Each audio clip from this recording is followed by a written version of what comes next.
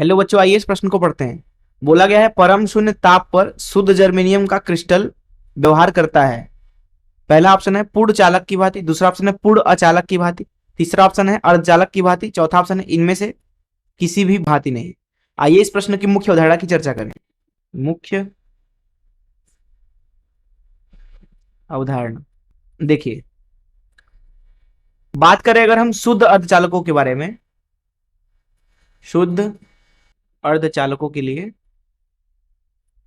तो शुद्ध अर्धचालक के अंदर इलेक्ट्रॉन और होल की संख्या बराबर होती है। मान लीजिए ये कोई एक शुद्ध अर्धचालक का टुकड़ा है इस तरीके से, तो इसमें जितने इलेक्ट्रॉन होंगे उतने ही होल भी होंगे। तो इलेक्ट्रॉन और होल की संख्या बराबर है, या फिर आप ऐसे भी बोल सकते हो कि इलेक्ट्रॉन और होल का संख्या घनत्व तो बराबर है। इसको Ni से लिखा जाता है अगर, तो किसी T तापमान पर जो यहाँ पे Ni है उसका मान दिया जाएगा n0, जो कि एक नियतांक है, गुणे e की घात ऋण ऊर्जा अंतराल Eg। Eg एक नियतांक है दिए गए अर्धचालक के लिए, लगभग भागे 2 केबी नियतांक है, गुणे टी तापमान है, केल्विन में रखते हैं तापमान को। अब देखिए, किसी भी पदार्थ की जो चालकता है वो इस बात पर निर्भर करती है कि उसमें मुक्त आवेश वाहक कितने हैं। यहां पे जो ये Ne और NH है, ये दरअसल है मुक्त इलेक्ट्रॉन एवं होलों की संख्या घनत्व। तो यहां पे आप देख सकते हैं कि तापमान बदलने पर संख्या बदल रही है, तो इसलिए चालकता भी बदलेगी।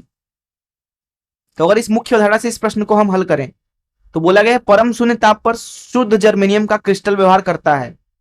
देखिए, जब आप परम शून्य ताप पर आप बात करते हैं तो इसका मतलब है कि टी का मान जो है वो 0 केल्विन है।